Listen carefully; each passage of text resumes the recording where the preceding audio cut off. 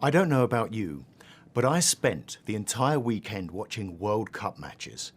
In fact, my whole family did. We're big sports fans.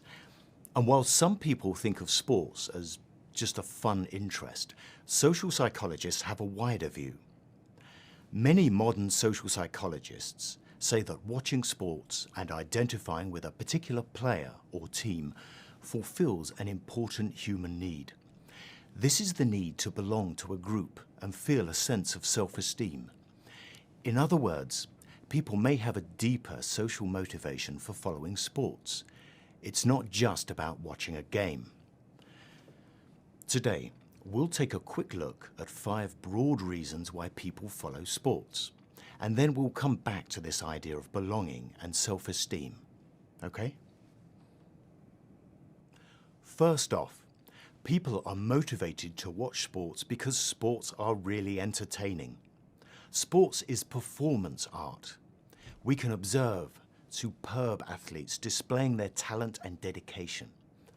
For example, even if you don't particularly like sports, you can appreciate the gymnastic performance of an Olympic athlete, or an NBA player dunking a basketball, or a Wimbledon champion serving an ace, or a soccer player scissor kicking a goal.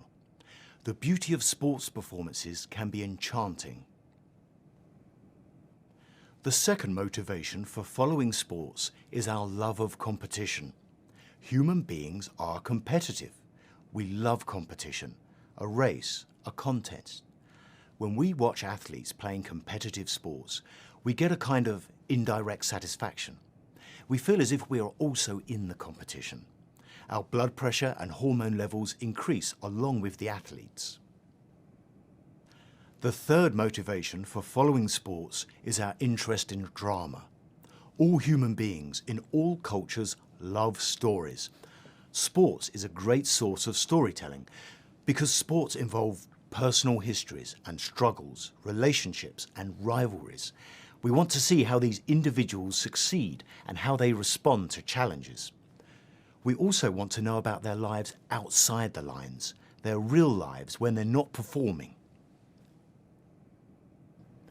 Now, there is a fourth motivation for watching sports.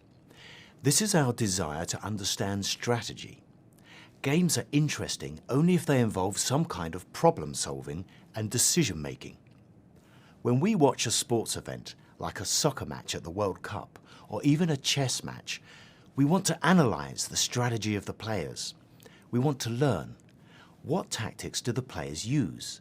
How do they try to get an advantage over their opponents? And the fifth thing that motivates people to become sports fans is the attraction of being part of a community.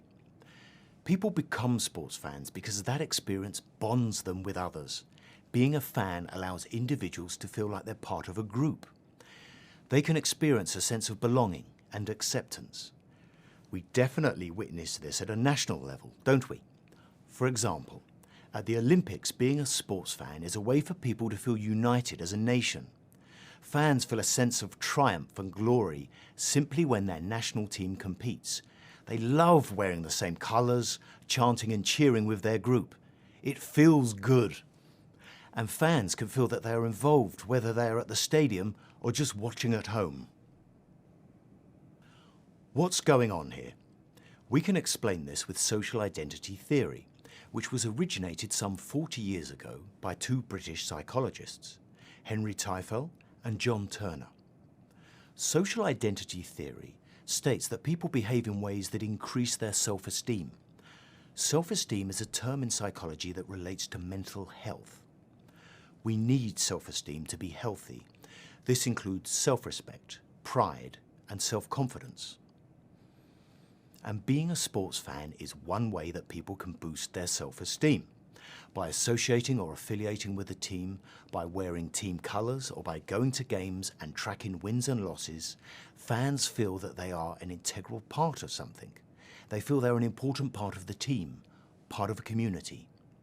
The team and the team community actually becomes an important part of the fan's self-identity.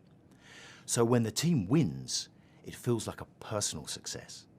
And, yes, when the team loses, it feels like a personal failure.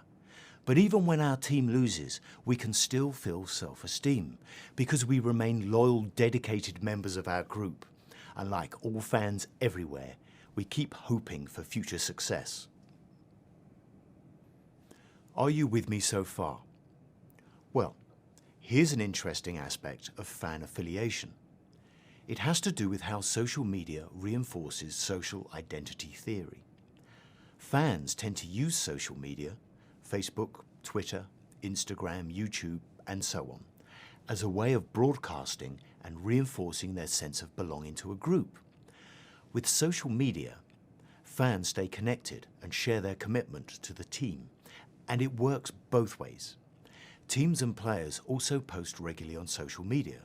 This ongoing exchange keeps fans involved in the team community. So, to summarize, we've looked at 5 types of motivation for people to become sports fans: entertainment, competition, drama, strategy, and community. We all have a human drive to be part of a group and to feel good about ourselves. And being a sports fan is one way to do that. In the next class, we'll look at other kinds of social groups and how social identity theory operates in them. Okay, team, that's all for today.